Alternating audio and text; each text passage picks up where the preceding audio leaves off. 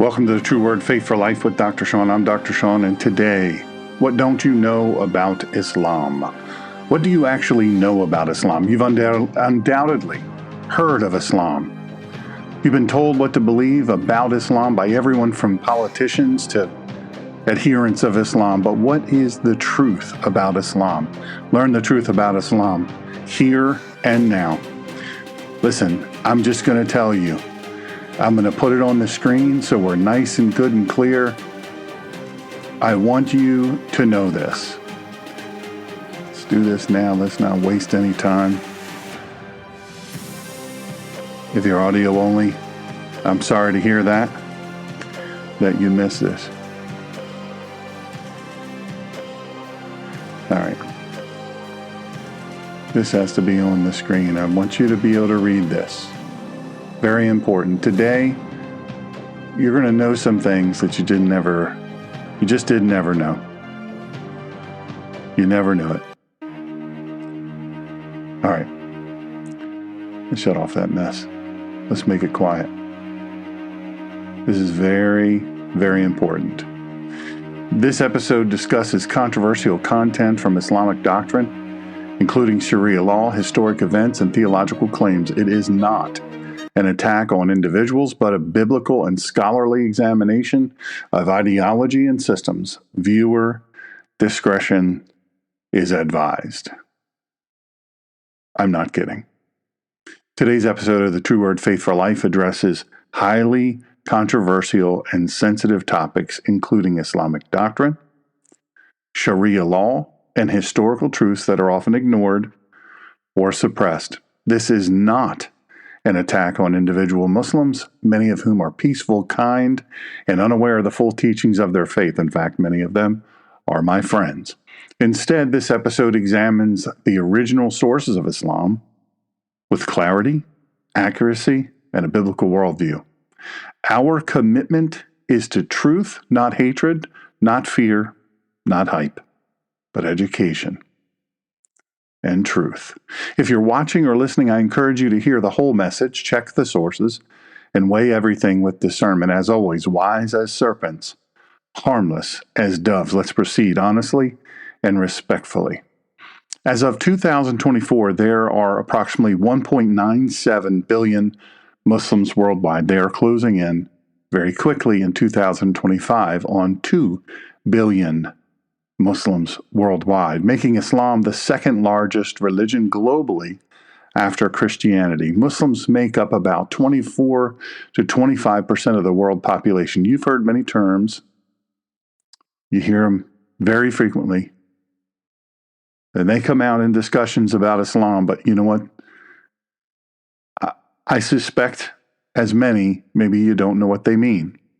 Well, I'm here to help with that. I don't want you to wonder what things mean.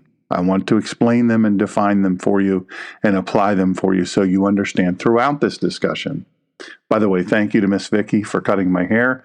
This is in honor of my dear friend who is fighting cancer. And she looks 1,000 times better with her head shaved than I do, but Miss Vicky did a good job. I feel good about it. I like it. For the audio-only audience, you don't get to see this crazy awesomeness that I'm talking about. So I think you need to know what the terms are. You need to know what they mean for you. What's in it for you? This isn't just a baseless education. It's not just a baseless thing where somehow or another we're just we're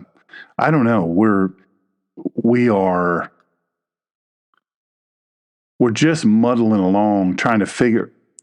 Let me cut this off. Here we go. We're just muddling along trying to figure out what things mean. We have resources to us. Resources. But you might actually be saying, what does this mean for me, though? What does it have to do with me? Well, at almost 2 billion Muslims worldwide, isn't it about time someone, number one, taught you the truth about Islam? And isn't it about time someone taught you what these definitions I'm about to share with you mean? Why? Because they affect you. We may not get to everything today. In fact, I would almost very nearly promise that we won't. We may have to do part 2 tomorrow, Monday at 10 a.m. Eastern Standard Time. Subscribe and hit the little bell to be in the know. If you're listening on Rumble, please hit follow and hit that bell for all notifications. If you are listening on and you are a subscriber in my YouTube, I would encourage you, because they may bounce me for this. YouTube may, I don't know. But I would encourage you to go to Rumble. The app is free. It's free to download. It's an excellent app. Or you can listen on your desktop. Rumble, Rumble. And I will put the link for you, but you can find me looking for The Ninja Pastor or True Word Faith for Life. And you'll find us there. Either way, subscribe and hit the little bell to be in the know. Now, you need to know these core definitions.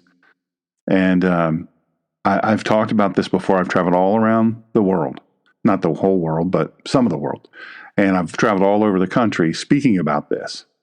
And I'll explain more about that in just a little bit. RPM, religious, political, and military structure. Very, very important. Number 1, we're going to start with religious. Islam. Islam literally means submission. In Arabic, Islam refers to submission to the will of Allah. Number 2, Muslim. We have to define what we're talking about. We have to know the terms. A follower of Islam. The word means one who submits. I kid you not. It literally means one who submits. Now we get to the big one, the big guy, Allah.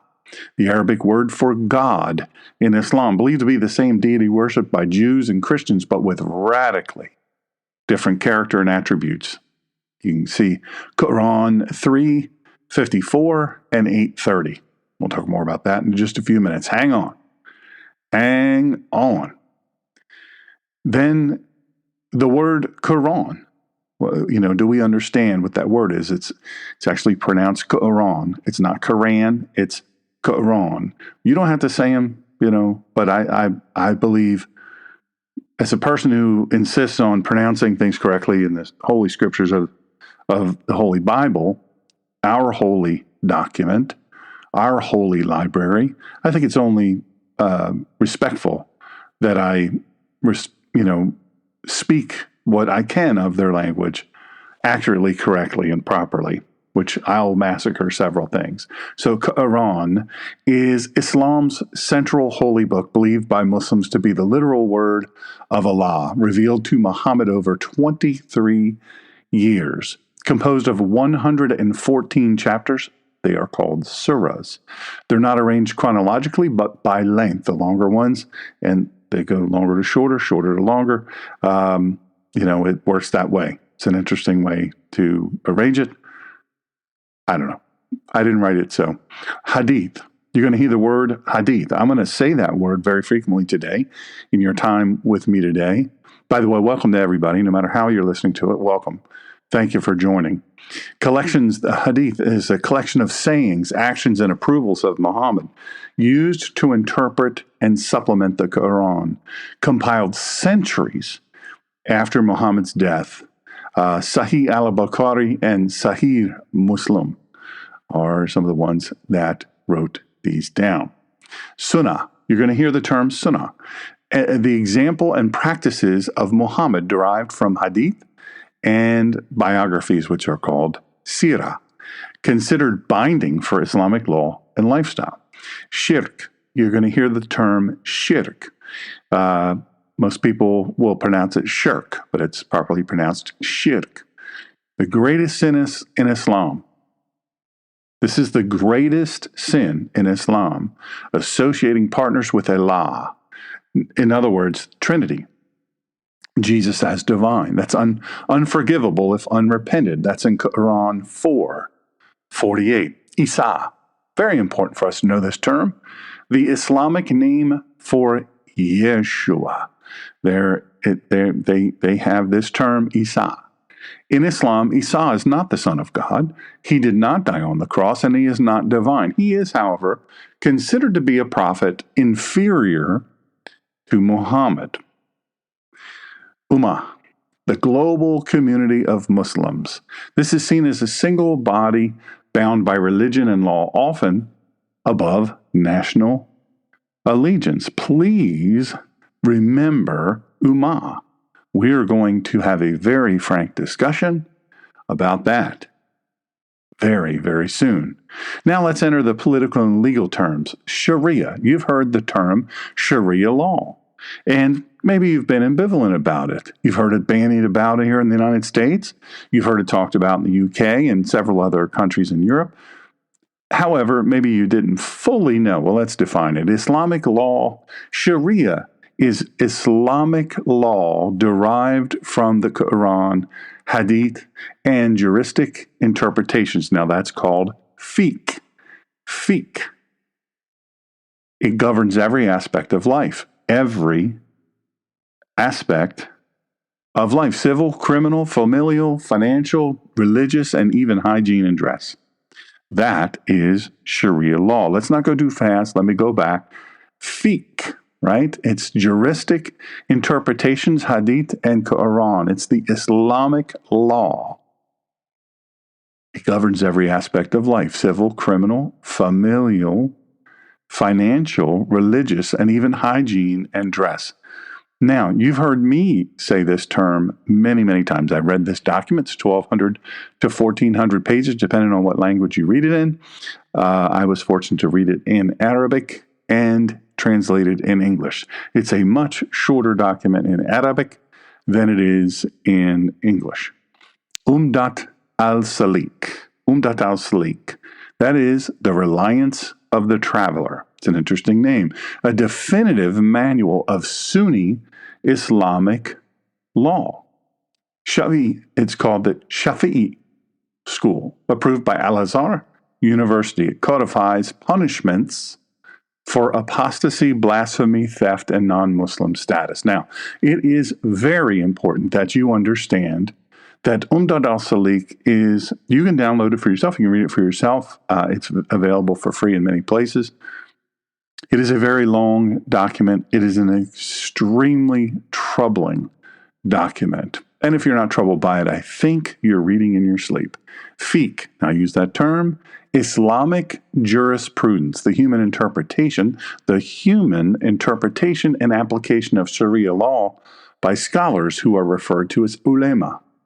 Ulema, Islamic scholars and legal authorities who interpret Sharia and issue rulings, which are called fatwas. You've heard that term before, fatwas. Well, let's define it. A fatwa is a legal opinion or ruling issued by an Islamic scholar on matters of law, theology, or daily life. Now, you may not have heard this term, dimi. Some pronounce it dimi, and some pronounce it dimi. A non-Muslim living under Islamic rule with protected but inferior status must pay the jizya tax and live under social and legal restrictions. That's in Quran 9:29. That is dhimmi. You are a dhimmi. If you live right now, in fact, if you live in UK, Muslims, London has a Muslim mayor, and the Muslims have rejected Western society, and they have instead pushed to install Sharia law, and they have made many attempts to make dhimmi, the non-Muslims living under Islamic rule, their own little Islamic rule, and they refer to them as protected but inferior, and you have to pay this jizya tax and live under social and legal restrictions. That's not me talking. That's the Quran. That's their own holy book, 9:29. Jizya. I just use the term jizya. Some people say jizya. It's jizya, a tax imposed on non-Muslims under Islamic rule as a condition for being, I'm not saying this incorrectly, Islamic rule for being allowed to live. This is a tax imposed. Jizya is a tax. I'm not making this up. Quran 9:29. Jizya is a tax imposed on non-Muslims under Islamic rule as a condition for being allowed to live. This is meant to humiliate and subjugate. Quran 9:29, if you're looking. This is an important word, apostasy, rida. Apostasy, rida. Leaving Islam. It's punishable, but if you leave Islam, according to Quran 489 and Umdat al-Salik, office, the book O, 8.1-8 to 8.4. Apostasy, rida. If you leave Islam, it is punishable under death under Sharia law. This is very, very important. Let's see. X has dropped us, so that's a surprise. I'm just waiting to see what else drops us. I'm not at all surprised. I guess dropped us for the episode. I don't know. Who knows? Who knows? Blasphemy, speaking against Allah, Muhammad, or Islam, also punishable by death. Umdat al-Salik, book O, 8.7. Blasphemy is speaking against Allah, Muhammad, or Islam, and it's punishable by death. What I am doing now is punishable by death, whether I am a Muslim or not. Now let's enter the military and strategic. This is the part of Islam very rarely ever gets taught. Trust me, this is just the beginning. We are going to go so very deep into this. It will absolutely rock you where you sit. Jihad. You've heard this term many times. Jihad literally means struggle. In context, it refers to greater jihad, internal spiritual struggle, which is often emphasized in the West. But the lesser jihad is physical warfare against non-Muslims to expand Islam as modeled by Muhammad. Quran 9:5 and 9:29. It's not me making up. It's their own book.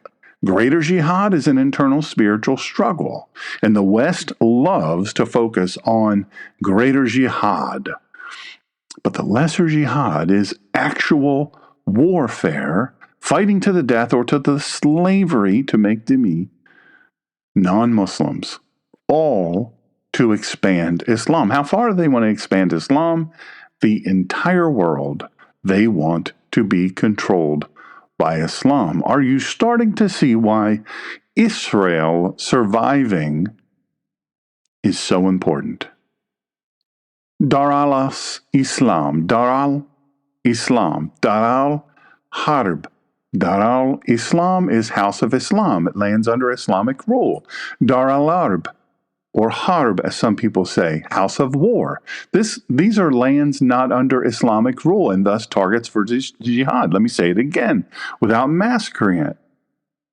Dar al-Islam, House of Islam. These are lands under Islamic rule. These are considered Muslim countries. Dar al-Harb, or Arab, is House of War. In other words, any country not under Islamic rule is a house of war and thus a target for jihad. Now, I want you to understand this next one, because this next one, as we speak throughout this lesson, this educational lesson, which I hope you will receive in the vein that it is intended, this next one is critically important. By the way, I hope you all can hear me well. Hope the sound is good. Taqiyya, or some people call taqiyya, or taqiyya, or taqiyya. It's taqiyya, a doctrine allowing Muslims to lie or conceal belief when under threat.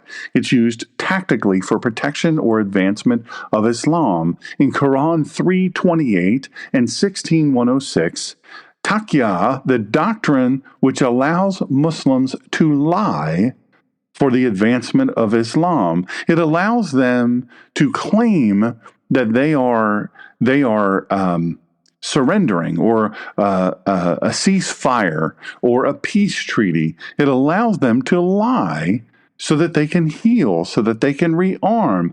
This is what they have done since their existence. I don't know why we think we can have a conversation with folks Hamas or otherwise, and believe that suddenly they are going to adopt our Western ways, or at least they'll remain in their ancient Near Eastern ways and their Middle Eastern ways, and they'll stop trying to kill everyone.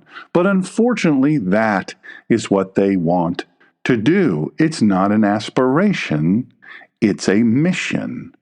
Hijrah, the migration of Muhammad from Mecca to Medina, 622 AD. The migration of Muhammad from Mecca to Medina. This is in 622 AD. Why is this important? I'm going to tell you. There will absolutely be some spin-offs of this. I don't know if I'll do directly after it or what, because I have a series on Cain and Abel coming up that you simply will not believe. You're going to learn things that you never knew. I almost guarantee you didn't hear in Sunday school or on your television preacher. I dispute this hijrah, the migration of Muhammad from Mecca to Medina. I don't believe it. History proves that this is made up, and there are reasons for it. I will give you footnoted proof of that in that episode when I do it. But this marks the beginning. 622 AD marks the beginning of the Islamic calendar and the transformation of Muhammad from preacher to warlord. Don't miss that. The transformation, it's the beginning of the Islamic calendar and the transformation of Muhammad from preacher to warlord. And this is a model for strategic migration and cultural takeover. Say that again, Dr. Sean. I'm not sure I heard that. This is a model for strategic migration and cultural takeover. Now, the abrogation, you're going to hear me talk about abrogation. This is naskh, the Islamic doctrine that later revelations can cancel earlier ones. Later violent verses from Medina abrogate or cancel, replace earlier peaceful ones from Mecca. And this is in Quran 2:106. Don't worry, I'm going to read them to you. The Treaty of Hudaybiyah.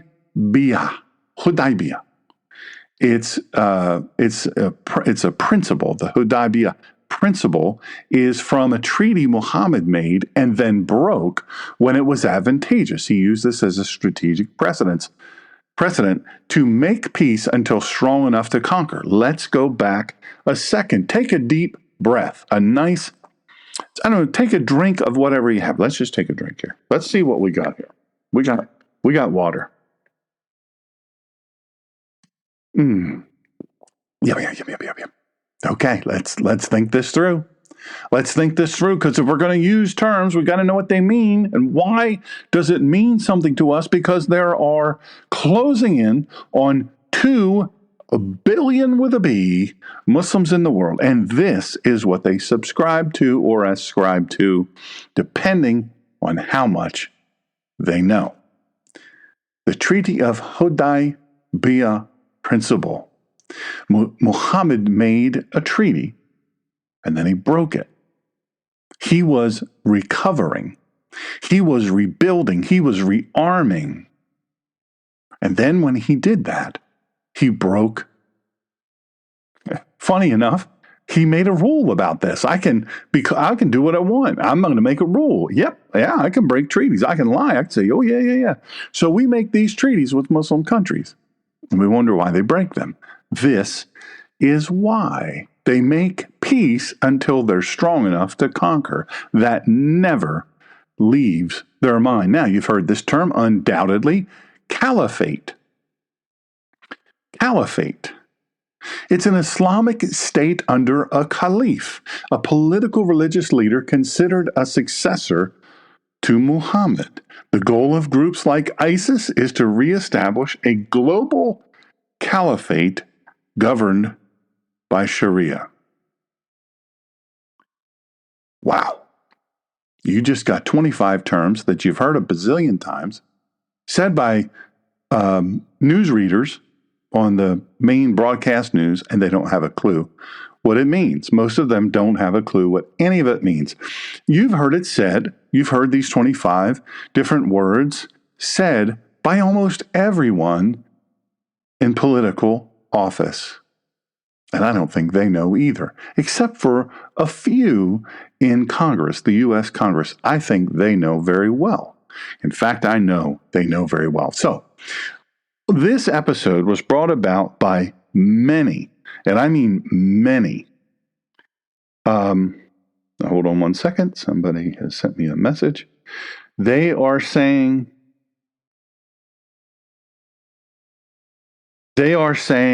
that the X stream just stopped. It was streaming clear and then it just stopped. I don't know. I have a hard time believing that X would drop me. I think that might be just a technical thing, either on their end or my end. Doesn't matter. We'll keep moving forward. So I received a lot of questions on this. There are many, many people. Some of the people who have been to my speeches, let's just say they know my background, and so they, different places I've gone. I've given these speeches. I'll detail more about that in just a few moments. But what motivated this particular episode, and it was hard fought. It was a hard fought thing. I had said to myself, you know what? I'm not going to do that. All it's going to do is bring me trouble. It's just going to bring me trouble. Viewership will be way down, as evidenced by in the live chat on the YouTube. It is just how it is. It's just how it is. People are terrified to have their name associated with any such teaching, unless you're in a skiff, a secure, compartmentalized situation, which is called a skiff, and because nobody knows you're there, and nobody's going to know you're there, so you have some protection. Well, when you click in and you put your name with it, and they will absolutely hunt me down. Media Matters used to follow my radio show, God and Country, The Collision of Faith and Politics. This is one of the reasons why. They didn't like this. They didn't like that I did this. And yet they don't know any of these terms. You know more already than what the crazy people at Media Matters know. Anyway, the first question here, okay, this is from a friend, and I'm not going to use his name. He's a friend and a subscriber who works with and for a U.S. military wartime convert from Christianity to Islam. You heard that right. You heard it right. You didn't hear it wrong. I didn't slip and say something I didn't mean to say. Yes, absolutely. He works with and for a U.S. military wartime convert to Islam from Christianity. His fellow military member asked him this very specific question: why did Yeshua call himself the Son of Man? Now, I know why he asked that question. My friend didn't know why, but it's strategic. They work very strategically. They're trained in a way that is deflective until they know enough. They know enough to not even engage. They know enough to not even. That's when they know.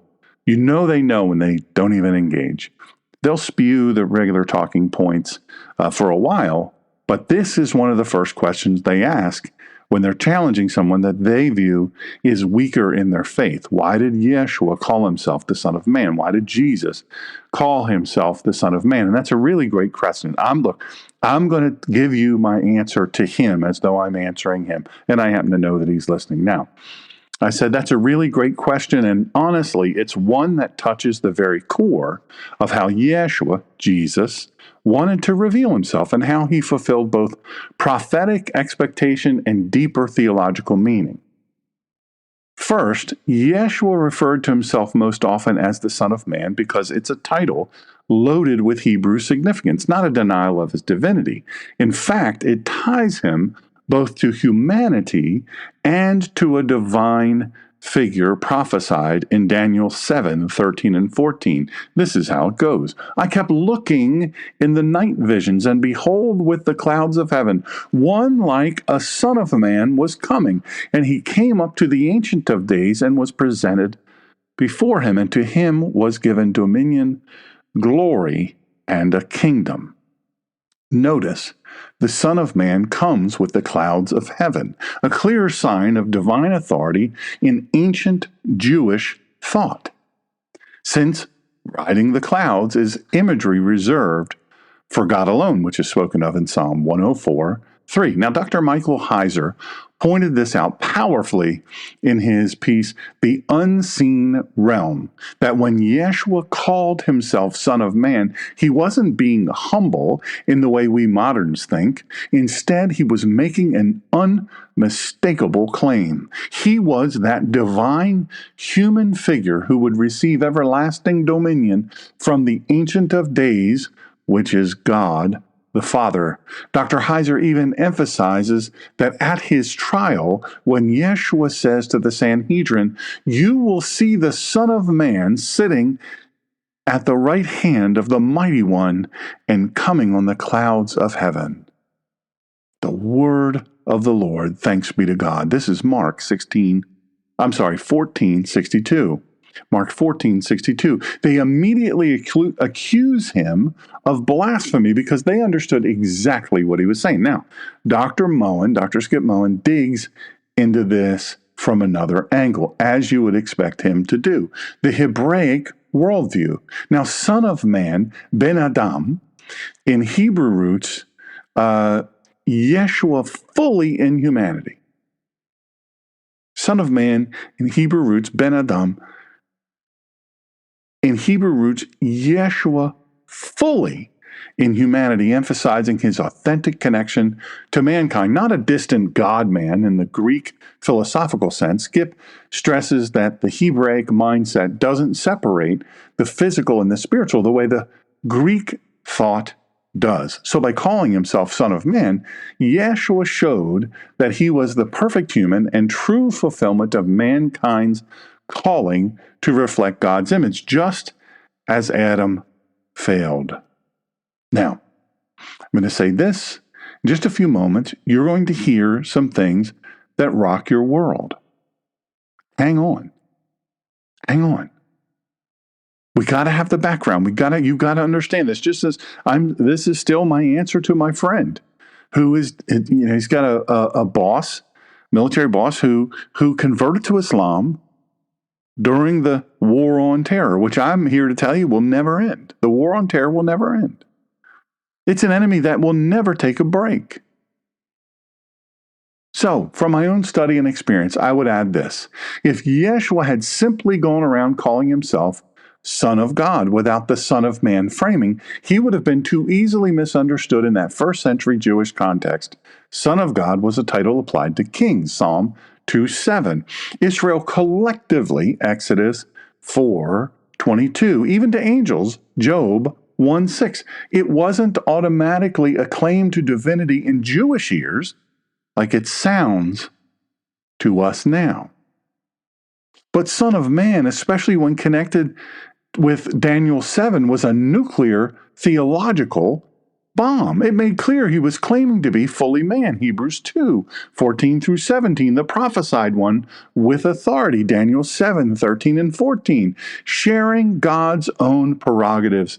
Compare John 5:27. He gave him authority to execute judgment because he is the Son of Man. Now, I remind you, if you just joined us, here's a reminder for those who are with us from the beginning, and if you're just joining us now, this episode examines Islam not from cultural assumption, but from Islam's own sacred texts, Quran, Hadith, and Shariah. We do not do this to stir hate, that is not my intention, but to shine light where deception has crept in. We do not condemn individuals. We expose systems, teachings, and historical realities that must be understood in the light of truth. Capital T. The gospel of Yeshua is a message of redemption for all people from every background, and that includes those in Islam, if they accept it.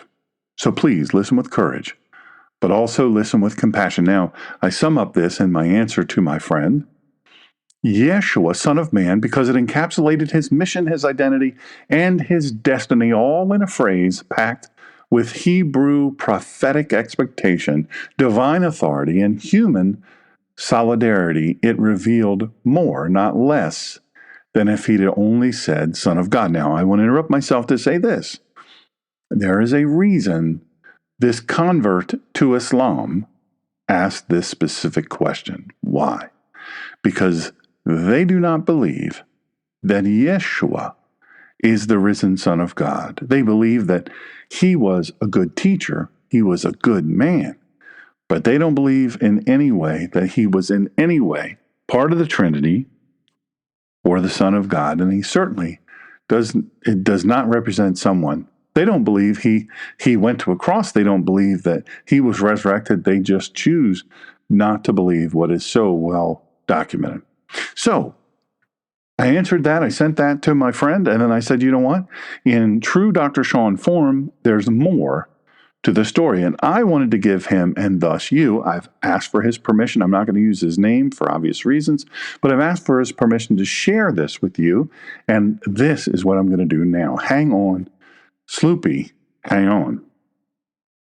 Then, as I was thinking about the questions my buddy asked, I felt I needed to provide greater detail, and I did it in this way. Brother, I've been thinking about your message more, and I'd like to share more detail relating to Islam in general as it relates to your boss who converted to Islam during wartime.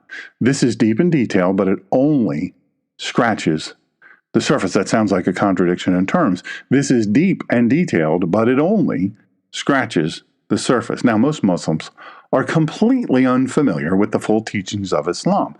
And I'm going to answer that question that's bouncing around in your head. Look, I have neighbors, I have friends, I know people who are Muslims, and they're not bad people. They're not mean people. And they tell me that it's a religion of peace. And even George Bush said it was a religion of peace. And all these people said it was a religion of peace.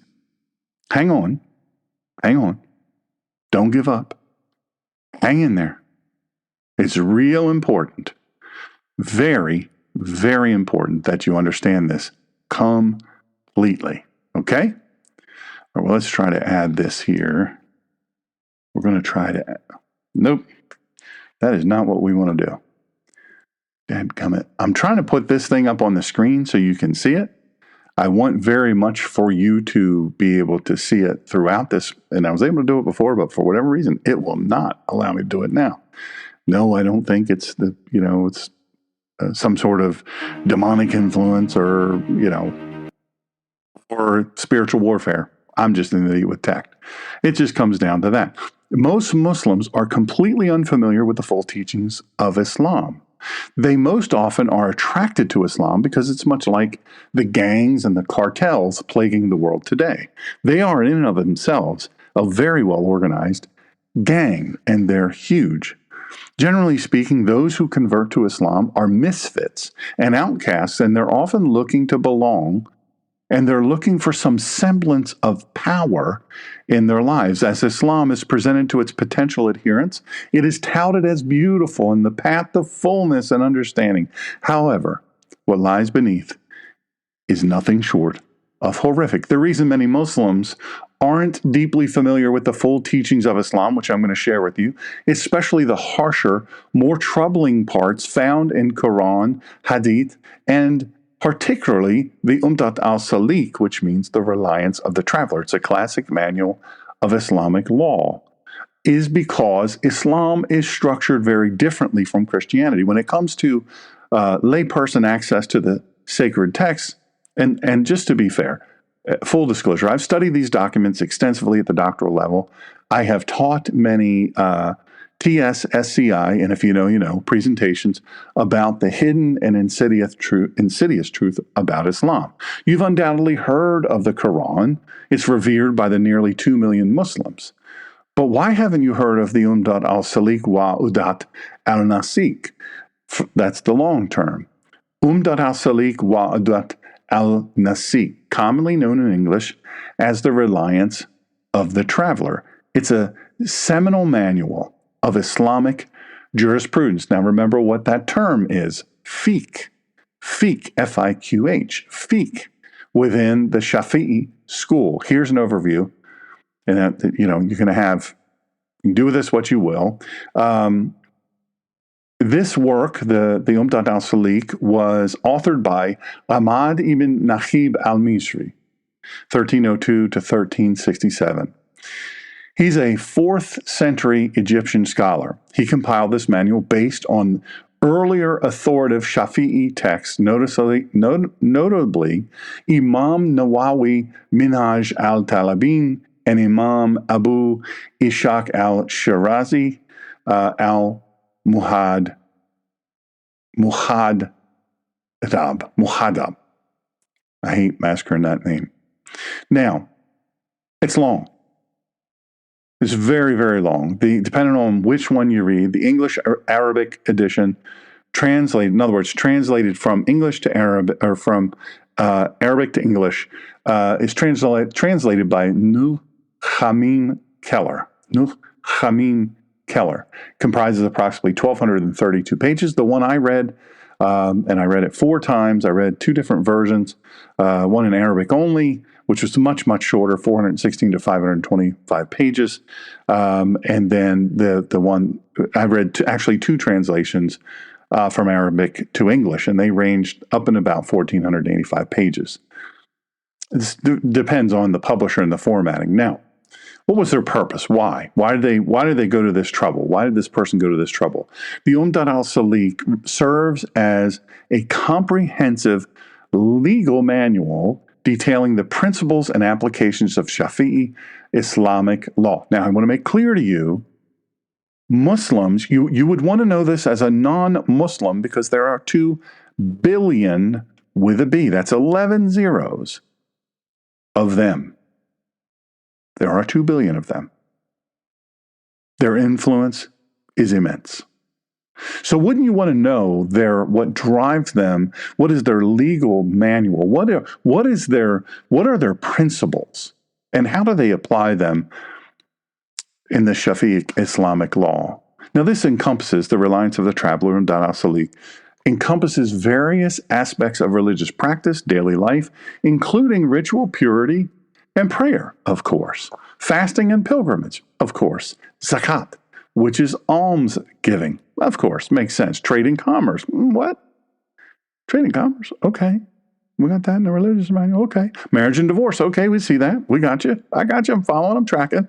Criminal law and judicial matters. Remember, I talk about the ancient Near Eastern Hebrew communities.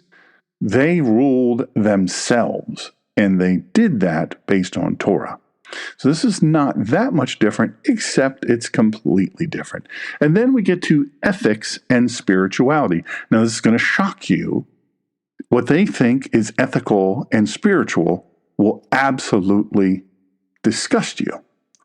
The manual aims to guide adherents in aligning their lives with Islamic legal and ethical standards. Now, you can access this all over the internet. It's the English version you can access all over the internet. But the thing is, you say, well, why don't they all know this? Like, I've talked to my friend, my neighbor, my whatever, and, she wears hijab. She only has, the very small eye. She's very strict. You see that. The smaller, the eye slit, and the more that's covered, the more it's a very, very, very strict or conservative bent of Islam. So it's very important for you to make that connection. Now, some of them do it because they are prison converts. Islam is growing exponentially in prisons. It's very attractive. I'll talk about that in a minute. But you say to yourself, these people I know, these are lovely, nice people. By the way, the people who killed all of their workmates, 13 people in California, San Bernardino, California, they had given them a baby shower for one of their babies, and they bought them $14,000 worth of presents. $14,000 when you add in money, they were giving them all these things. And what did they do for their kindness? What did they do? Write a thank you card? My daughter writes the most beautiful thank you cards. I love them. No, they didn't do that. Nope. No. Miss Linda writes beautiful cards and things. They didn't do that. They didn't even send a postcard. Nothing. What they did was they smuggled in a whole bunch of guns with their babies, by the way.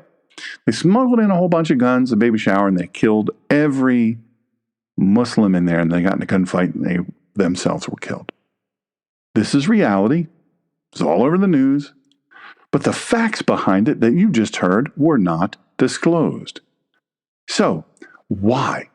Why don't your friends, your very peaceful friends, who may be devout Muslim in the sense that they follow the rules they know and understand? Well, several factors contribute to this. The Umdat al-Salik, I talk about it all the time. You say, what is it? You keep saying this, Umdat al-Salik. I thought that their holy book was Quran, yes. But the Umdat al-Salik is the manual of how to do it right in Islam. Well, they don't share that very often with contemporary Muslims. There's the madhab diversity. Not all Muslims follow the Shafi'i school. Many adhere to Hanafi Islam, Maliki Islam, or Hanbali jurisprudence. All of them bad, but not as bad as Shafi'i. Well, how are you going to find out? Are you going to wait for them to shoot you, stab you, blow you up, poison you, crack off a body-worn explosive? How you ask them? Go up to them, ask them. Which do you follow? Do you follow Shafi'i, Hanafi, Maliki, or Hanbali? Which is your thing? Generally, they're going to look at you with a shocked look on your face. Like, what? What do you mean? Follow Islam. Well, if they don't know that, they don't follow it very well. So each of these have their own foundational texts, and that's very, very important. Now, language and accessibility. We assume everyone in the world can read. But the fact of the matter is, there's people all over the world, many of them, part of that 2 billion Muslims, that cannot read. They can't read Arabic. Now, it originated in Arabic. It has very complex legal discussions. And for a lay reader who doesn't fully understand Arabic, it's going to be very difficult. The thing is, modern Islamic education, what it does more than anything is emphasize general principles over detailed legal manuals. Listen, you don't have to worry about that. We'll worry about that. We'll worry about the rules. You just follow what we tell you to do when we tell you to do it. And we say jump, you ask how high on the way up.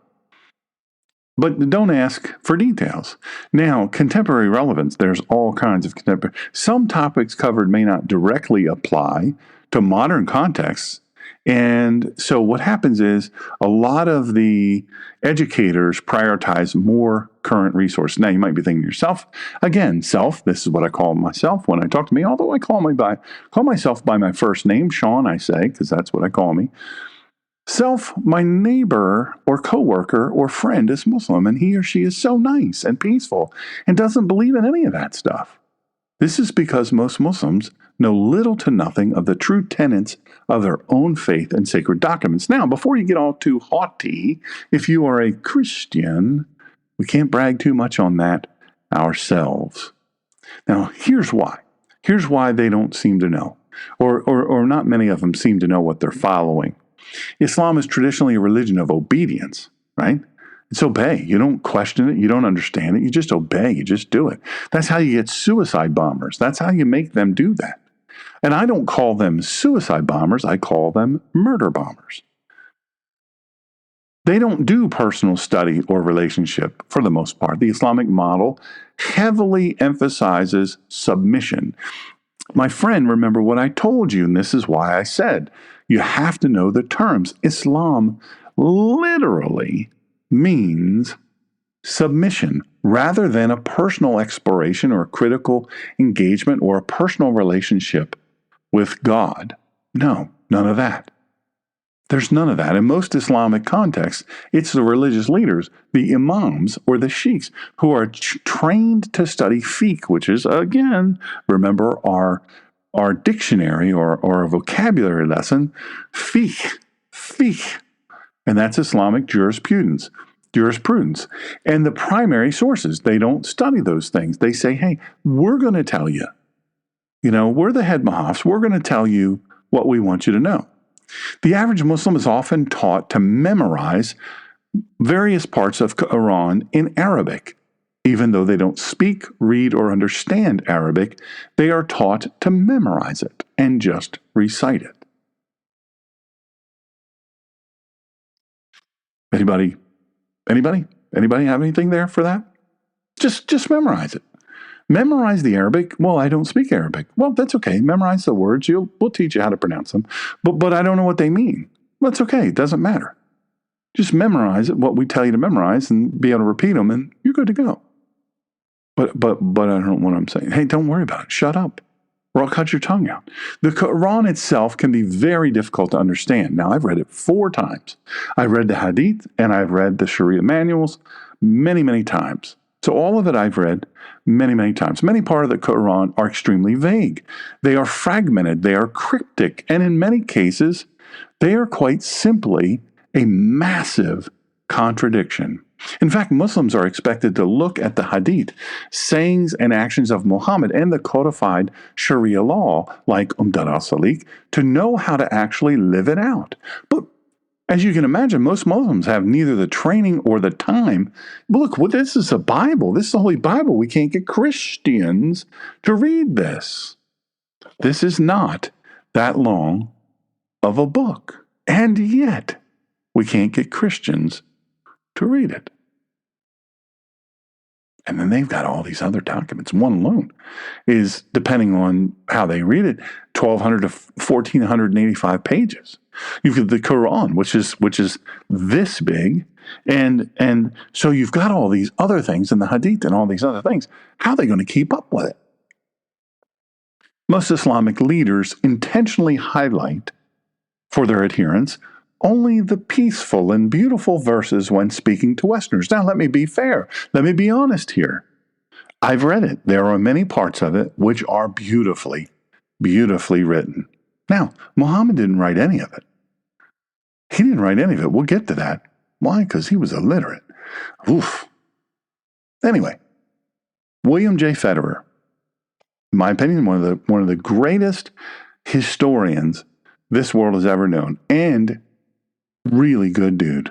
Really good dude. He's been a guest on my radio show several times. We've done lots of appearances together, and all of that. He's a great guy. He's far greater than me in all of this.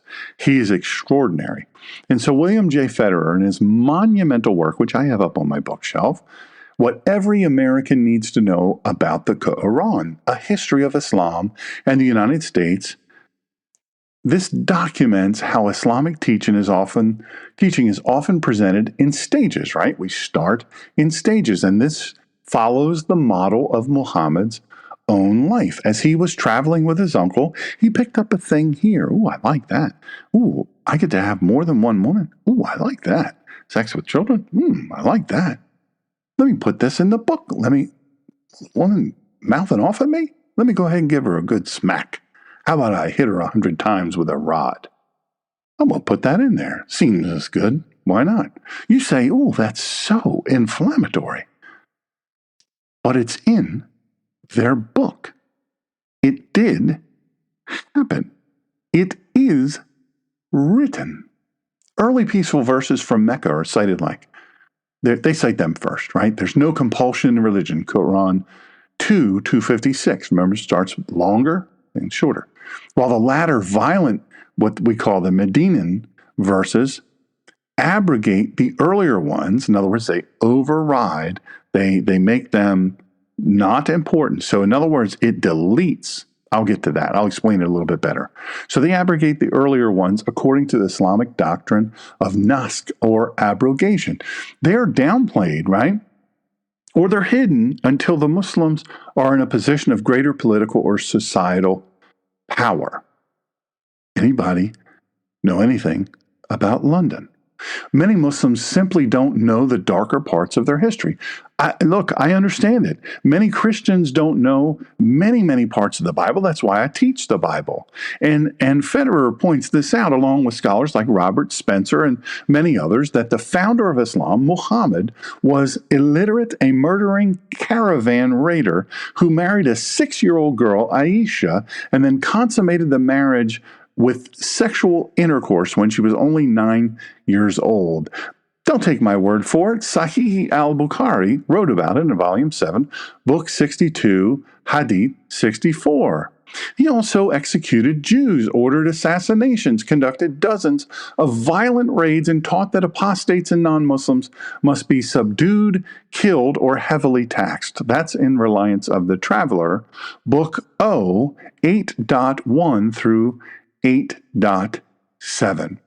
Yet many everyday Muslims, they either have never been taught these facts or they've been taught highly sanitized, mythologized versions of Muhammad's life. Now, again, I'm answering this question for my friend. I say about your boss's take this for what you will. I'm sharing this with you because I think you ought to think about it too, about your boss's conversion. You mentioned that your boss converted while in Iraq with you during the war. This is a major red flag, my friend, and I say this with respect and concern. Converting to the religion of one's enemy that you are currently fighting, especially under duress, trauma, or as a result of resentment toward one's own faith tradition, can signal deep ideological instability or vulnerability. It may indicate unresolved bitterness toward Christianity, disillusionment, and even attraction to the authoritarian certainties that Islam offers, I might say. And I know this personally. I wasn't in this, but I have friends that were in the war, and they fought beside many Afghans and many Iraqis who didn't want Shariah. They didn't want all of these crazy things, which I don't have time to go into now because there's so much more juice. I mean, in this orange, there's so much juice; it's overflowing. And so I want to stick to the things that have to do directly with this because I don't want to wander off for you. But I'm going to tell you this: they trusted their lives to them. And that's why they risked their lives to get them back. When Joe Biden, former President Joe Biden, abandoned after getting 13 Marines killed and many, many more wounded at the Abbey Gate in Afghanistan, we just left them hanging. They helped us. They risked their lives. Many of them have since been murdered and made an example. The Taliban just simply destroyed them and every person in their family. And they made examples of them. Why? Because the Biden administration bailed on them. That's reality. And those people were reliable to fight next to and with. Now, William Federer documents a case where Islamic teachings were used to influence prisoners of war and disillusioned soldiers by portraying Islam as the real faith of peace and justice, carefully hiding its true roots. Listen, we're going to teach you this stuff now because it's easier to get them on, right? You don't feed somebody beets to get them to try your cuisine. You don't give them beets first, right? You give them maybe some lasagna or maybe an orange or an apple or maybe something sweet like a pear or a peach, right? Watermelon, my favorite. You give them that first. You don't give them a beet. Come on, that's not how you roll. You go with the stuff that tastes sweet first, and then little by little you peel back that onion or that piece of garlic and you say, have a bite of this. Now, the fact that he describes Christianity, this is Federer, Christianity and Islam as similar, the boss rather, my friend's boss describing Christianity and Islam as similar paths, further suggests that he's parroting dawah, which is Islamic proselytizing. It's important for you to remember this. These are talking points designed to lower defenses. And in truth, Christianity and Islam are fundamentally incompatible. I wish there was a way I could put this up on the screen. It won't do it. Christianity, God is love. 1 John 4:8. Allah, this is Islam. Allah is will. Quran 3:54, Quran 8:30. There is no relationship with the deity in Islam. No, doesn't work that way. But yet God is love. The religion of life versus the cult of death. Salvation by grace through faith. Ephesians 2:8 through 9. Salvation by works, even then Allah may still condemn you. Quran 35:18 and 46:9. That is in their own books. Jesus, or Yeshua, is God incarnate. Now, this in Christianity is for us indisputable. Yet, Jesus or Isa is only a prophet, good teacher, and they deny the Trinity. And you must deny the Trinity of Jesus or Isa. This is mandatory, or you will be put to death. That's in Quran 4:171. You are commanded in Christianity to love your enemies, Matthew or Netanyahu 5:4. Yet in Islam, you are commanded to fight the unbelievers.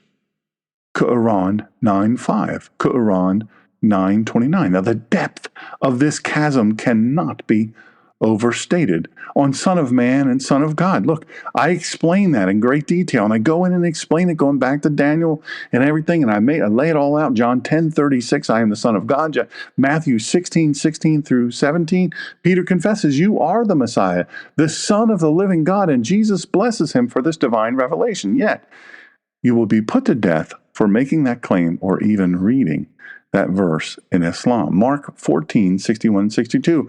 Under oath before the Sanhedrin, Yeshua affirms that he is the Christ, the Son of the Blessed, and that they will see him seated at the right hand of power and coming with clouds of heaven.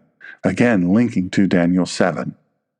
If you read that and you claim that in Islam, you can be put to death according to their holy books. When Yeshua says, I am, John 8:58, he uses the Greek ego, ieme, directly tying himself to Yahweh, the I am of Exodus 3:14. This was so clear to his hearers that they picked up stones to kill him for blasphemy. So yes, Jesus did claim to be the Son of God and far more.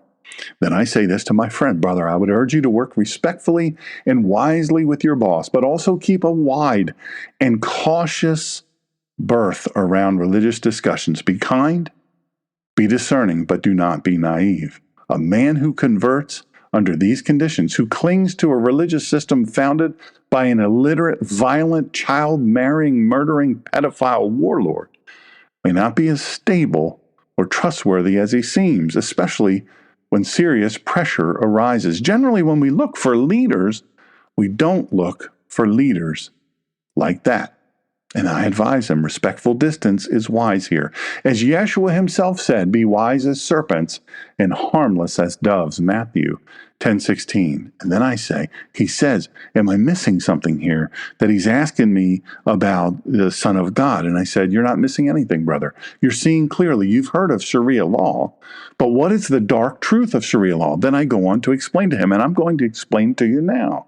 Shouldn't we know more about what even several Congress people in the United States of America, out where I'm doing this broadcast from, wherever you're listening around the world, this broadcast is coming. I'm a citizen. I've taken the oath many times in many capacities. I'm a citizen who's put my life online for this country. And there are people, Congress people, who are Muslim, and they do not adhere to our law. They are proponents of Sharia law. That's reality. Congressperson Ilhan Omar, who married her brother to be able to stay in the country, that was perfectly fine. She's from, I'm trying to remember, she's from Yemen or Somali. I can't remember which. I think Yemen, but maybe she's Somali, but I think it's Yemen. And other Muslim members of Congress, we'll have a conversation about that in a minute, openly advocated for Sharia law, telling us, look, it's not what you're being told it is. Wait, hey, you're being told this scary thing. It's not that at all. Trust me, Taqiyya. Trust me, lying for the advance of Islam. Remember, we did. Remember, I told you in the beginning, I said these words in this sort of vocabulary lesson are going to be very important because Taqiyya is lying for the advancement of Islam.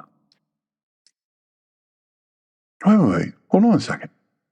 You weren't aware? She's Somali. Yeah, thank you. You weren't aware that there are Muslim members of our federal and state governments? Well, there are. As of 2025, several Muslim Americans serve at various levels of government in the United States, reflecting the growing diversity in political representation. Now, Who are the Muslim members of the United States Congress? That's very important. Currently, 4 Muslim Americans serve in the United States House of Representatives. They serve currently. Ilhan Omar, she's a Democrat from Minnesota, representing Minnesota's 5th congressional district since 2019. By the way, Minnesota is overrun by Muslims. Omar is one of the first 2 Muslim women elected to Congress. Just for reference, she's the one that told the journalist the other day to F off when he asked her simple questions, and he did so very respectfully. But she said F off. Then there's Rashida Tlaib. Rashida Tlaib. She's a Democrat from Michigan, serving Michigan's 12th congressional district. She is Palestinian, she says. Tlaib was elected in 2018 as the first woman of Palestinian descent in Congress. She hates the United States of America. She, however, represents a very heavily Muslim district in the 12th congressional district. Andre Carson. He's a Democrat from Indiana. He represents Indiana's 7th congressional district since 2008. Carson was the 2nd Muslim elected to Congress. Now, Keith Ellison, he's also a Democrat from Minnesota. He no longer is in Congress, but he made history in 2006 as the first Muslim elected to the United States Congress. And no, they don't also love America just like we do. They hate America. They want to destroy it from the inside out. Do you wonder why George Soros, the billionaire who is making every attempt to destroy America, why he does it? I say don't ask why. Someone tells you who they are, believe them. What's the evidence? Then go with that. Well, I have some more. And this is going to shock you where these people are from. Muslim Americans have also achieved significant milestones at the state and local levels. Nabila Islam Parks, Democrat, shocking, from Georgia, elected to the Georgia State Senate in 2022. She is the first Muslim woman to serve in the Georgia State Legislature. And I'm sure many of them said that'll never happen here, and it did. In 2022, it did. And then it happened again in 2023. Ruwa Roman, Democrat from Georgia, serving in the Georgia House of Representatives since 2023. Roman is the first Palestinian and Muslim woman elected to the body. Iman Jodeh, Democrat from Colorado, elected to the Colorado House of Representatives in 2020. Jodeh is the first Muslim lawmaker in Colorado's history. Then there's Dalak, Democrat from Maine. In 2021, Dalak became the first Somali American mayor in the United States when she was elected mayor of South Portland, Maine. Then there's Nadia Mohammed, Democrat, Minnesota, elected mayor of St. Louis Park, Minnesota in 2023. Mohammed is the first Somali American elected as mayor of a U.S. city. Now, it's important for you to know there are hundreds of thousands of Muslims living in this area of the country. Shama Haider, Democrat, New Jersey, serving in the New Jersey General Assembly since 2022. Haider is one of the first Muslim women elected to the state's legislature. Maureen Turner, Democrat from Oklahoma, elected to the Oklahoma House of Representatives in 2020. Turner is the first Muslim and non-binary state legislator in the United States. Let me read that again, because you may have picked up on a little wee bit of a contradictory thing there. Maureen Turner, Democrat from Oklahoma, elected to the Oklahoma House of Representatives in 2020. Turner is the first Muslim and non-binary state legislator in the United States. Now, you might say, well, I guess it could happen. Maybe that person really is that. No, it's not. Because Islam would kill this person, would kill them. Why are they doing it? To create a wide berth. Hey, take a wide berth around this person. Take it easy. Not only are they Muslim, we don't want trouble, But they're also non-binary. Doesn't exist in Islam. I'm sorry to tell you. Now, there are some certain prohibitions in Quran. Quran discourages swearing allegiance to non-Muslims. That would be the United States. I know. Wait a second.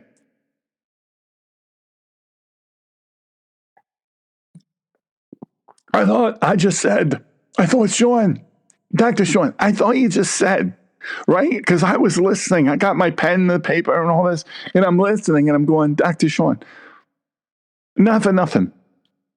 But don't they got to swear into the Constitution of the United States of America and Judeo-Christian nation and it swears in all this? They got to swear to that? And you said just a minute ago they can't take a swear. So what's going on here, Dr. Sean? Come on, tell me the truth. The Quran itself discourages swearing allegiance to non-Muslims and warns against taking them as allies or intimate associates. These verses are often cited in classical jurisprudence, which I will share with you verbatim now. Quran 3:28. This is Ali Imran. Let not the believers take the disbelievers as allies instead of the believers. And whoever of you does that has nothing with Allah unless you guard yourself against them. This is one of the key verses interpreted to allow dissimulation or taqiyya if under duress. In other words, hey, you know what? I'm going to make an agreement with you. Because why? Because I want to get along. You know what? All this warmongering and stuff, that's no good. It tires me out. It's made me look old. Gives me wrinkles. I don't want to do that. You know what? You made a good point. I like your coffee. Not as good as ours. I like your hamburgers, whatever. I like those. And, okay. Let me see here. There cannot be anyone with dual citizenship in our Congress. By the way, someone just sent a note. That's part of, you have to swear an oath only to the United States, forsaking all other obligations or countries. See, that is one component they have not taken out. So you say, well, why would they do it? Why would they do it? Getting the power, position, control. You see, they do religious, political, and military ideology, right? And I'll explain that more in just a minute. I'm hustling, man. I know this is going to be a multi-part deal. I'm sorry about that. Let not the believers take the disbelievers as allies instead of the believers. And whoever of you does that has nothing with Allah unless you guard yourself against them. In other words, you have a game plan. Hey, they winged me, right? They hit me with that little 5.56 round. They hit me right here, and I got to recover a little bit. Or you know what? The sanctions. I'm not eating. I'm a little bit weak, or I got a little infection, so I got to make a little peace here so I can heal up and find a place to get more arms. That's reality. They don't change their mind. You're not changing them. There are a few that have stepped away from it at great risk to themselves, including their lives, their families' lives. But they are a precious few. Quran 5:51, Al-Ma'idah. O you who believe, do not take the Jews and the Christians as allies. They are, in fact, allies of one another. And whoever is an ally to them among you, then indeed is one of them. Not my book, it's their book. Taqiyya, lying under oath. Taqiyya literally means prudence or fear. In Shia Islam, it allows believers to hide their faith while under threat of persecution. In other words, hey man, if you got to lie to get out of it, we don't hold that against you. In fact, if you lie to advance Islam, all the more better. Sunni Islam doesn't acknowledge this, but applies it much more narrowly.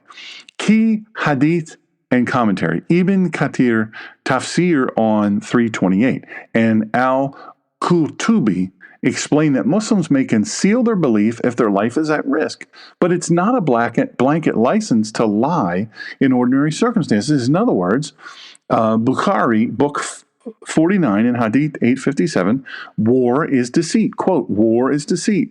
And this is interpreted by many scholars to allow tactical deception in warfare. In other words, make all the oaths you want if it buys you time, if it gets time for us to get weapons to you, if it gets time for us to maybe try to rescue you. Any number of these things. If all of these things happen, then you can. because war is deceit. Now, I talked about the Umdat al-Salik, Reliance of the Traveler, the Shafi'i School of Law. This is a classic manual of Islamic law translated and endorsed by Al-Azhar. It contains sections related to oaths, lying, and alliances. Section R, 8.2, lying. It is permissible, again, their holy book, not mine. It is permissible to lie if attaining the goal is permissible, and lying is the only way to attain it. That sounds like a really, really cool thing to have in your rules. Hey, look, I can lie. If, in other words, I'm going to have to lie so I get myself closer to attaining our end goal here. We're allowed to do that. In fact, I'm encouraged to do it if lying is the only way to attain it. Look, I could do it the right way. I could do it an honest way. But if the only tool I have available to me is to lie, well, then I'm just going to do it.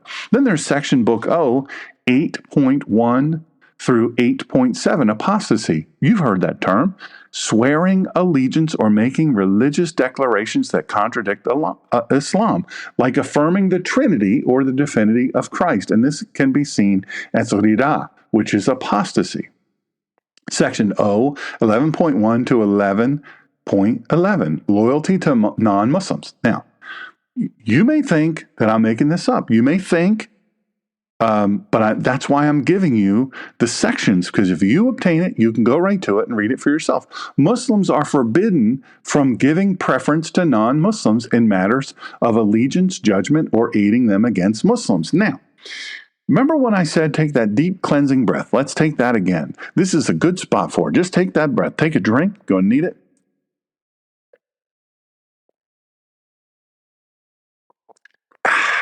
Yummy. Muslims are forbidden from giving preference to non-Muslims in matters of allegiance, judgment, or aiding them against Muslims. This presents a very challenging moment for us. This presents a real conundrum. Muslims in Congress, Muslims in charge of any sort of national security thing,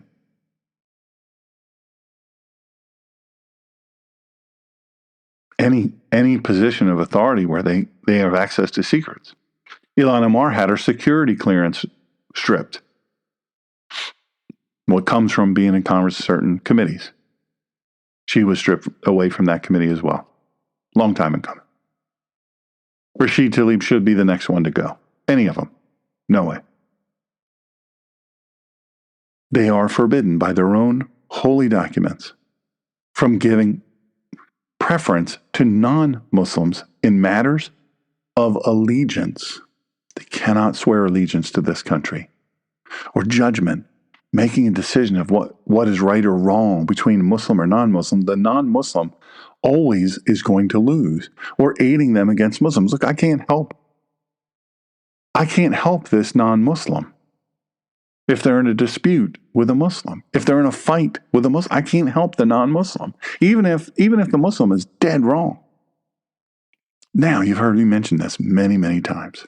Swearing by non-Islamic oaths, swearing on a Bible, swearing on Torah, or invoking the Trinity would be impermissible. It's in the Hadith, Abu Dawood 32:51. Whoever swears, I'm just reading it to you.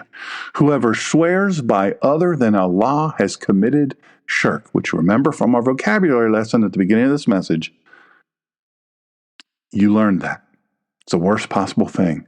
This prohibits Muslims from swearing by Jesus, Mary, saints, or any sacred text other than the Quran. But listen, I'm going to share this with you. It also prevents them from entering into marriage with anyone other than Muslim. Classical Islamic law does prohibit sincere oaths to Judeo-Christian systems when it conflicts with Islamic belief or objectives or strategies, unless they're under duress using taqiyya or for strategic gain, especially in warfare. Swearing on a Bible or affirming Judeo-Christian doctrine would typically be forbidden and would be punishable by death. But why do they do it? Now, you'll notice, I think it was Keith Ellison was the first person to be sworn in on a Quran. First person in the United States government, I believe, ever to be sworn in on a Quran, not a Bible.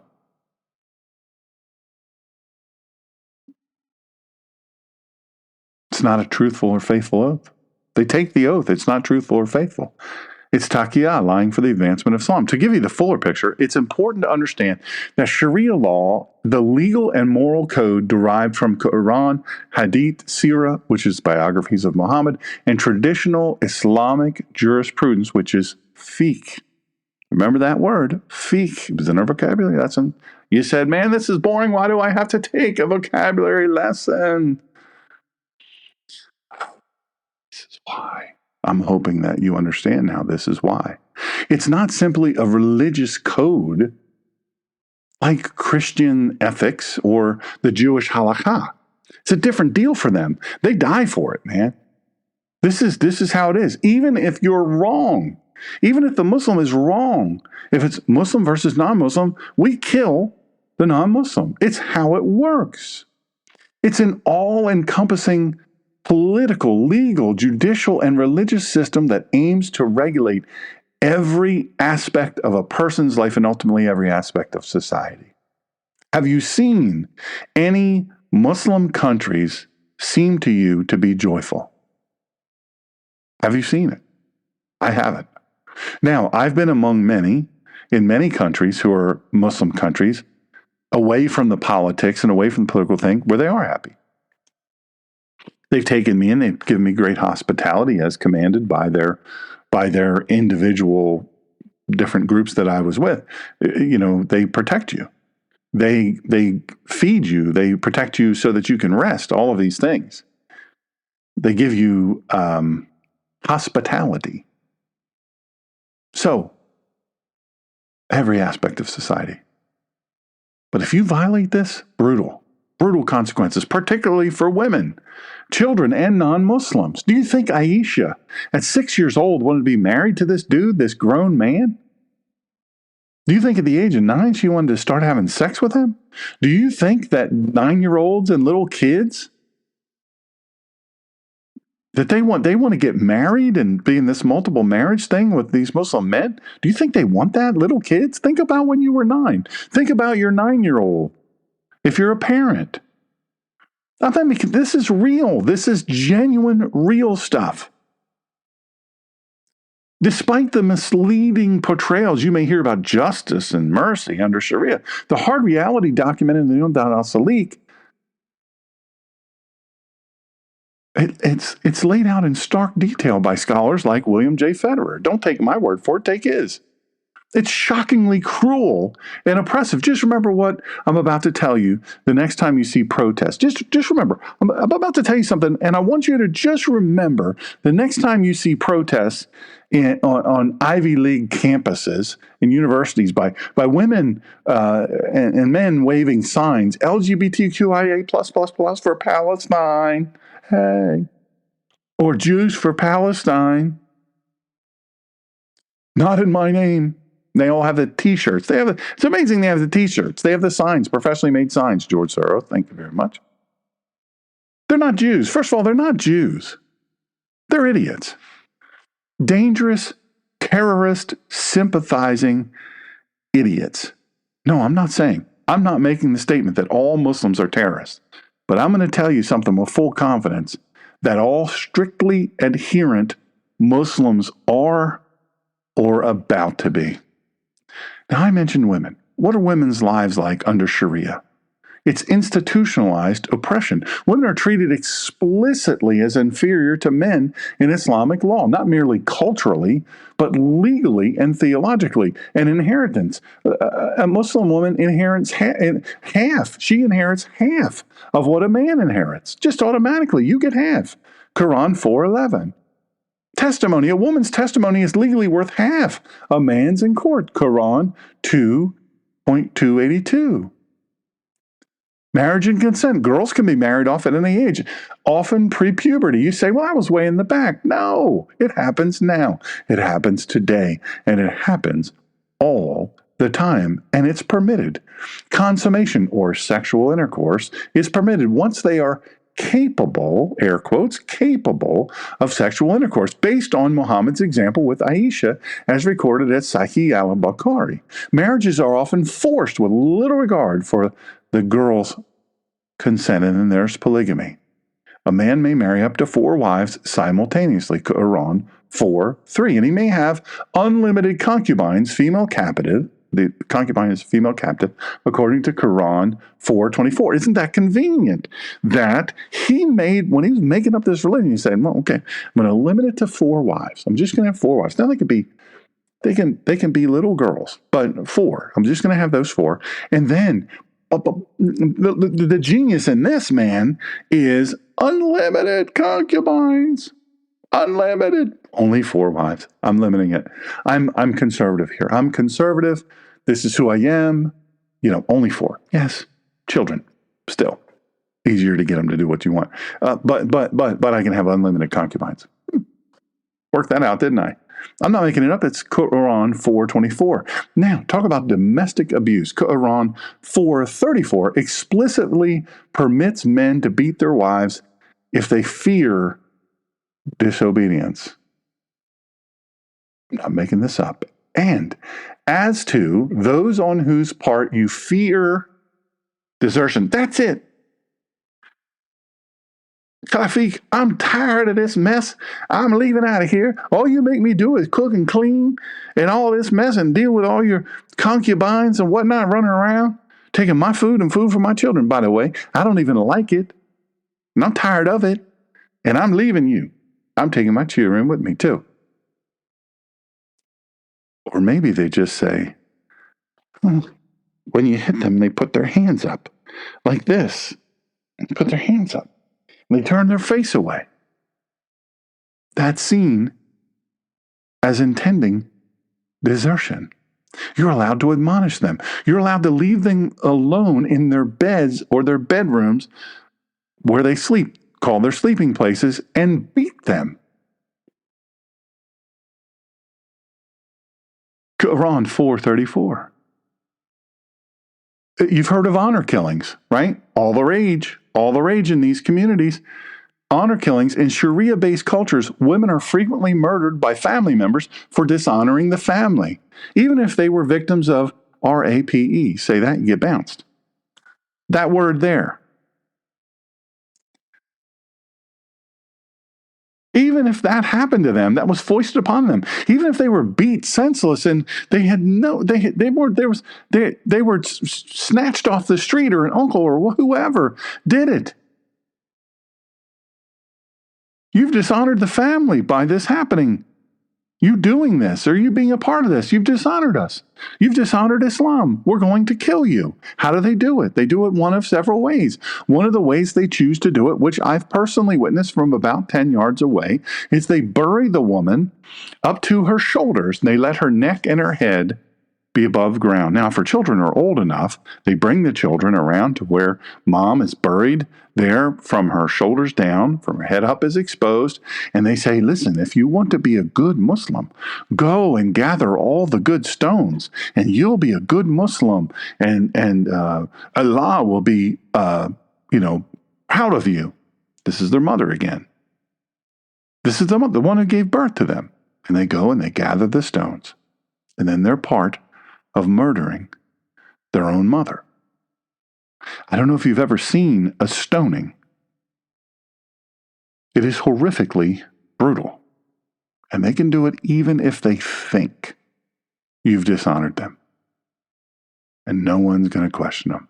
As Federer notes, women are commodified in Sharia. In other words, they're made a commodity. Objects of ownership and control, not persons of dignity and equality. And listen, while we're talking about punishments, they're barbaric, they're inhumane. Sharia law prescribes. Are you hearing me?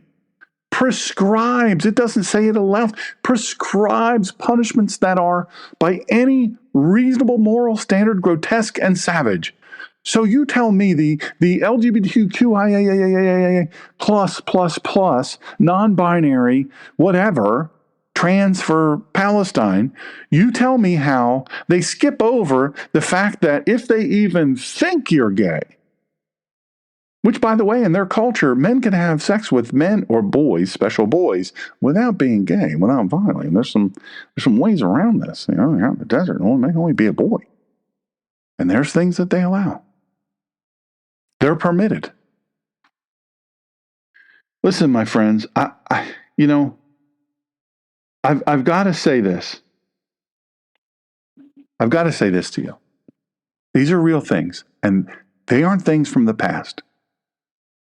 They're things that are happening today. Just the other day in Saudi Arabia, there were hangings, there were beheadings, and there were hands cut off. If you steal, you think this is some way back in the hundreds of years ago or thousands of years. No. Quran 538, amputate the left hand, amputate the hand. If you steal, they'll cut your hand off. And it just happened. Flogging or stoning for adultery or suspicion thereof. Whose suspicion does it have to be? Just the husband. Al-Salik, Book O, 12.2, Quran 24:2, and Hadith. Just yesterday, a video surfaced, just happened, of a woman hanging, just dangling, tied at her hands above her head, just dangling, and being beaten with a rod until the man is exhausted.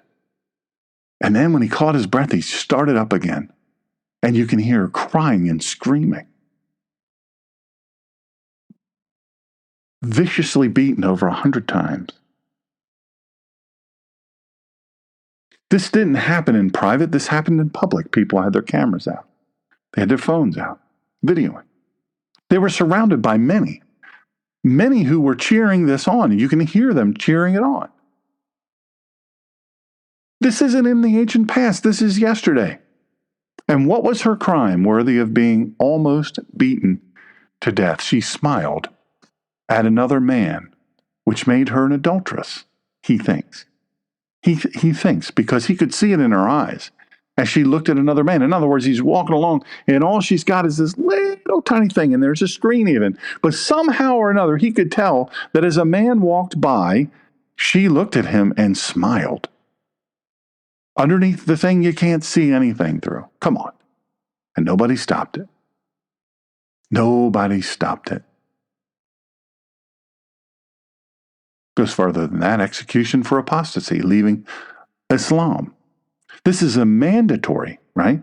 This isn't even may allow. This is mandatory. This is a mandatory death penalty for those who leave the faith. This is in Book O, 8.1 in Al-Salik. I personally know several people who fled Islamic countries and are in hiding. They've had to change their identities. They're in hiding because they converted from Islam to Christianity. I personally know them. I know what they went through. And then there's blasphemy. Insulting Muhammad or Islam. By the way, I'm guilty of that now. By the way, blasphemy doesn't just apply to Muslims. Their laws apply to everyone. In fact, if you are an infidel, it applies even more harshly to you.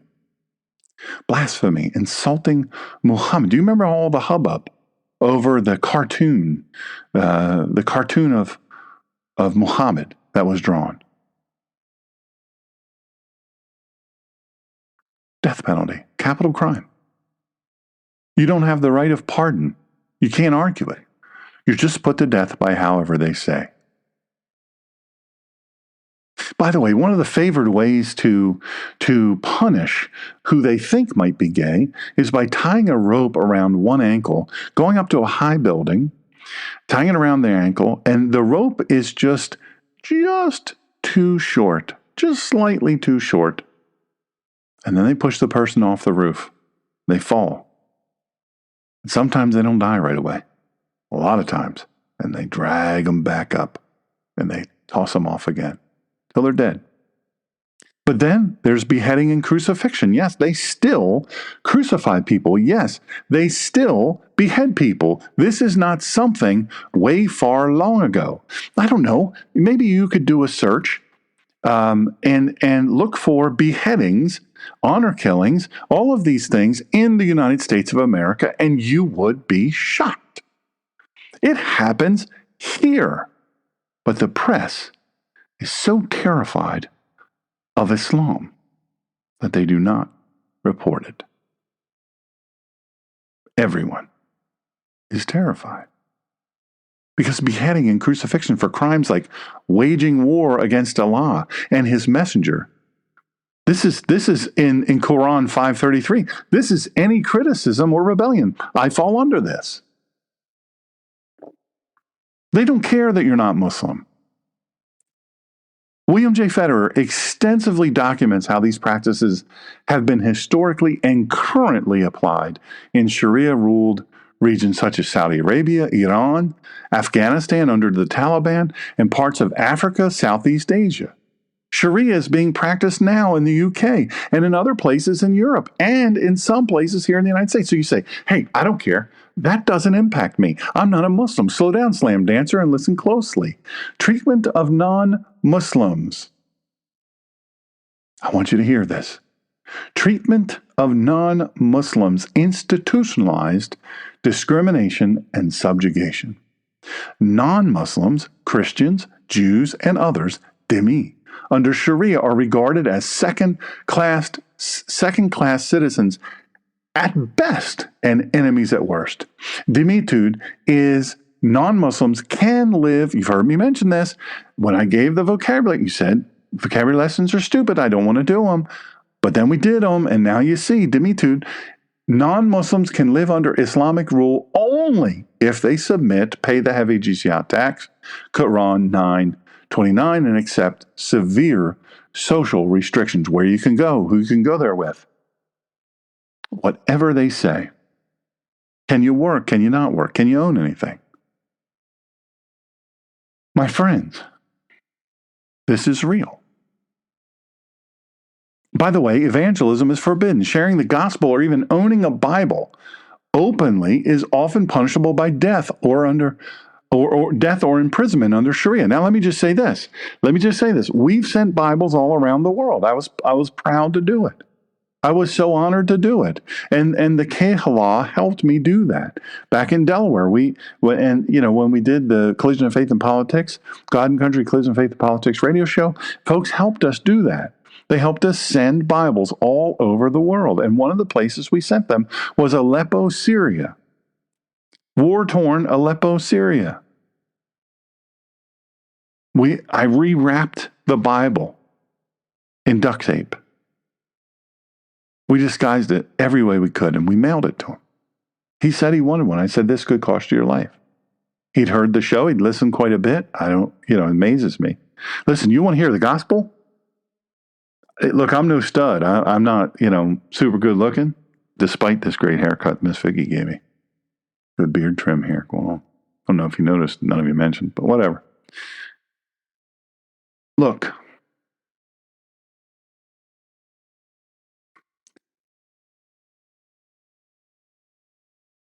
The cost to us, if you're a believer, you're a follower of the way, the cost to us is a lot less than it is to them, because every time he carries his Bible, he used to have to walk through 4 blocks of blown out buildings where there were snipers and everything. It took him an hour to go 4 blocks. And he had a little job, and he worked, and he even tried to pay me for it. I said, no way, man. No way. The Bible costs $40. If we buy them by the case each, they cost us $40. I don't send junk Bibles around. They're going to be great, and they're going to last a long, long time.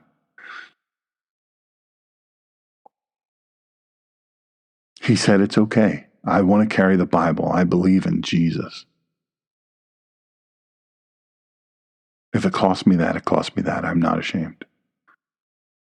But you see, look, according to Sharia, humiliation is mandated. Non-Muslims must feel subdued. As a non-Muslim, you must feel subdued, as the Quran commands in 9:29. You got to feel it, man. You got to feel terrible. You have to feel it. Doesn't count.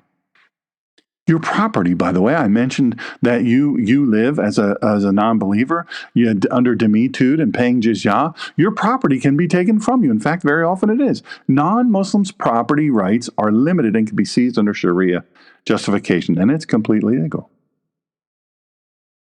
There's no true legal equality. If a Muslim kills a non-Muslim, in many Sharia systems, the penalty is either significantly reduced or non-existent. You've seen that happen in places in Minnesota and Michigan.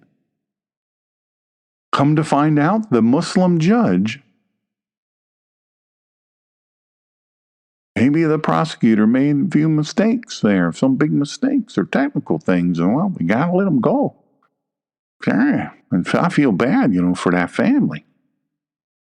What are you going to do, You have no true legal equity.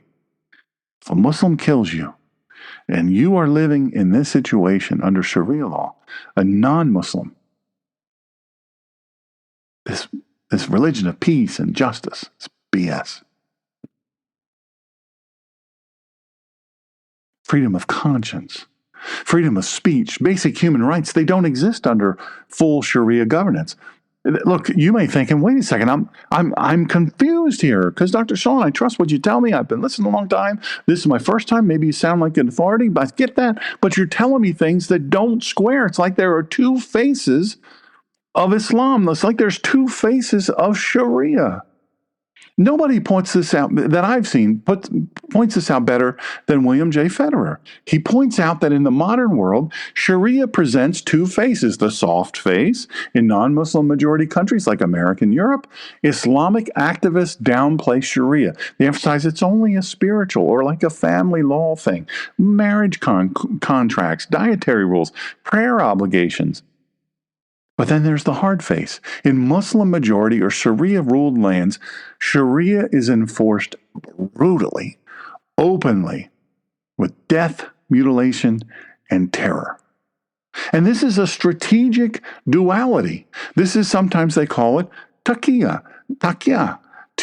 it's remember what I said in the vocabulary lesson, and I've said it many times, giving it different ways so that you can pick up on what it really means.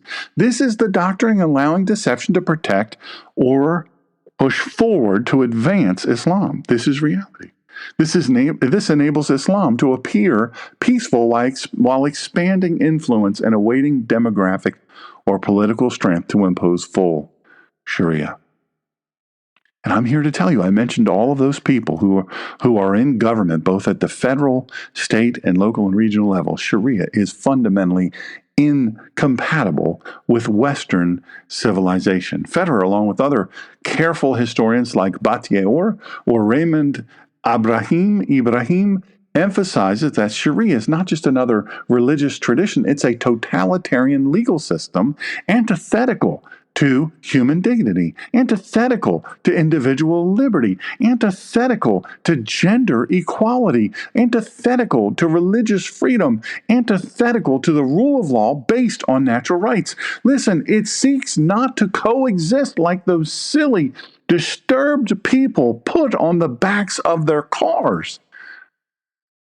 That Islamic part of the coexist in that silly sticker negates all. It seeks not to coexist. It seeks only to eventually dominate. And as my wife and I, Ms. Colleen, have said many times, they are very patient. My friend, the heavy reality is this. While individuals can be kind and mean well, the system of Sharia itself is rooted in Muhammad's violent and deviant model, and it is an evil system that destroys innocence. It's a demonic I call it a death cult that crushes the weak. It seeks the weak, especially women, and it subjugates anybody who won't bow. And I say this to my friend, a military friend who's serving under this guy who converted to Islam. I say, your discernment and caution are right on target. Continue to walk with grace, but with open eyes. Here is more on this. Quotes from only their sources. You ready? Hang on. And I think we'll cut it off after this, and we'll do part 2 tomorrow. These are verbatim and properly sourced, so you can use them with confidence. These are direct quotes from Islamic primary sources. Women are inferior to man. Quran 2:282. And bring to witness 2 witnesses from among your men. And if there are not 2 men, then a man and 2 women, such as you approve as witnesses, so that if one of the women errs, then the other can remind her. Women's testimony is worth half a man's. Quran 4:34. Men are in charge of women by right of what Allah has given one over the other, and what they spend for maintenance from their wealth. So righteous women are devoutly obedient, but those wives from whom you fear arrogance, advise them, forsake them in bed, and strike them. Men are permitted to beat disobedient wives. Umdat al-Salik, Book M, 10:3.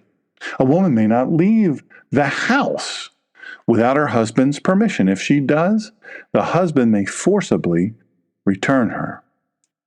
Women essentially have no independent legal movement. Child marriage. Child marriage is permitted. In fact, it's encouraged.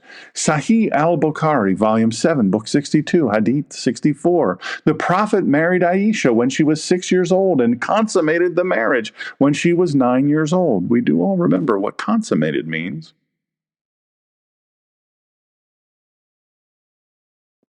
Ladies, remember when you were 9. Men, you have a 9-year-old? Salik, Book M, 3:13.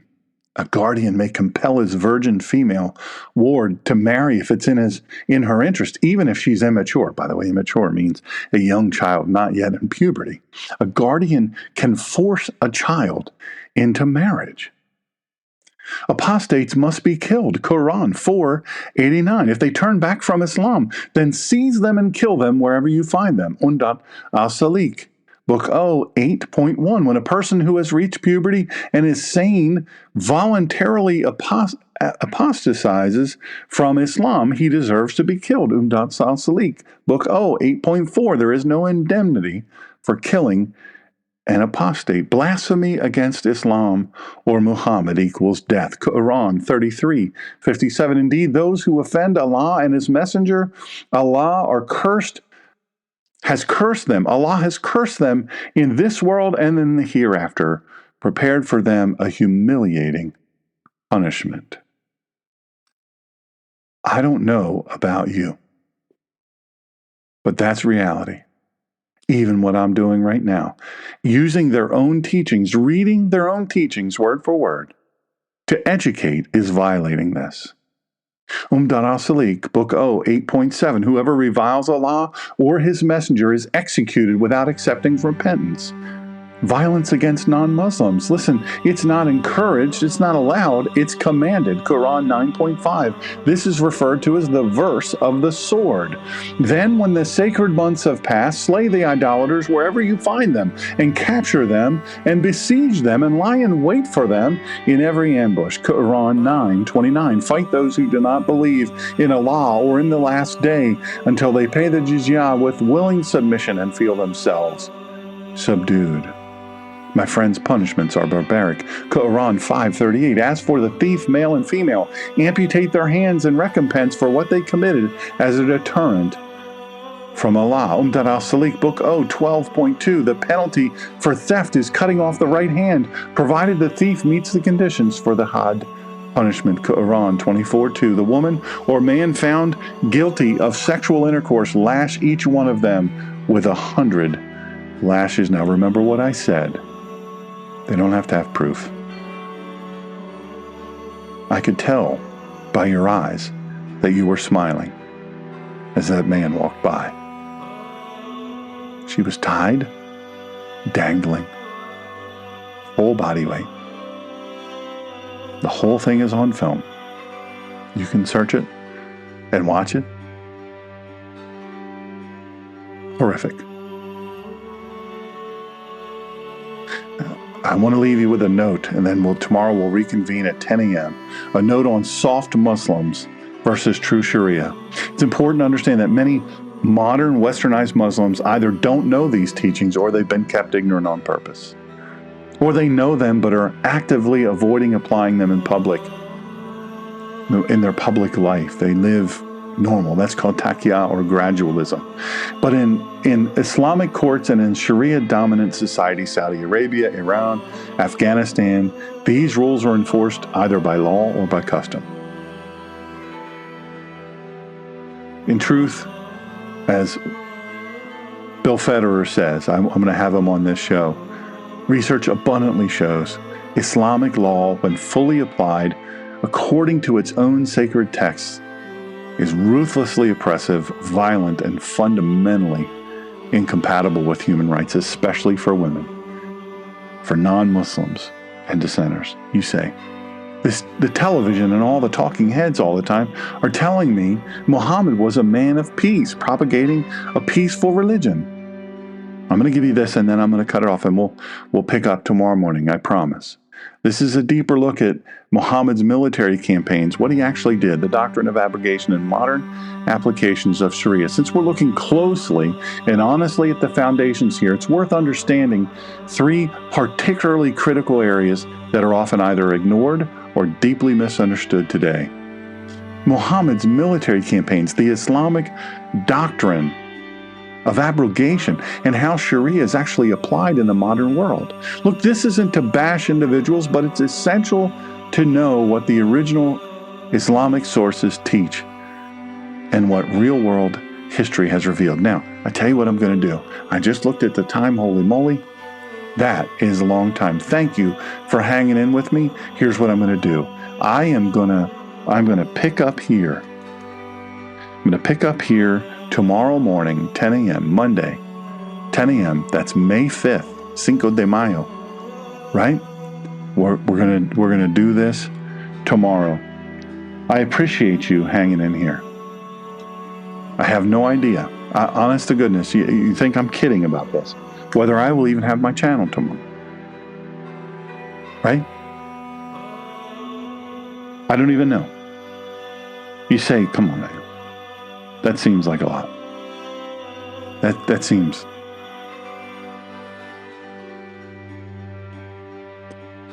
Remember, go to Rumble. Go to Rumble. Click on follow. It's free. Doesn't cost you anything. Doesn't cost you anything here on the YouTube either. But I have no idea. Until tomorrow.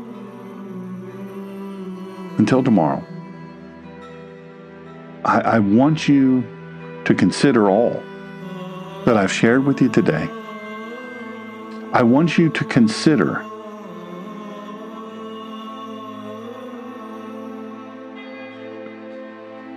the cost, the implications, all of these things. It's so important. 2 billion. Shouldn't you know? Tomorrow we're going to give you great detail. Great detail.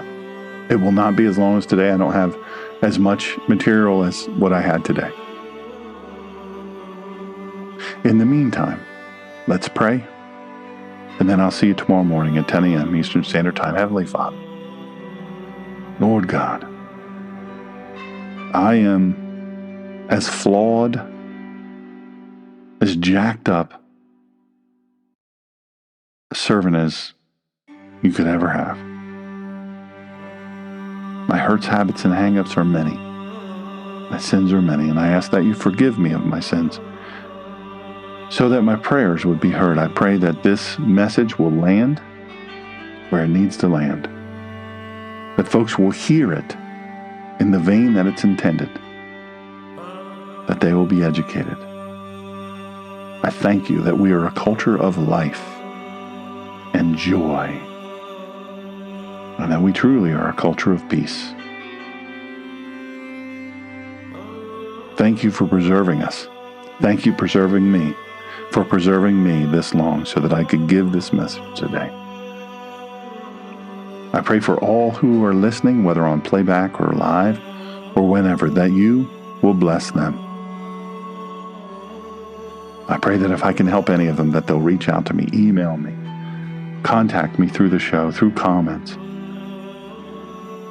I thank you, Father, for redeeming the internet for your good and your glory.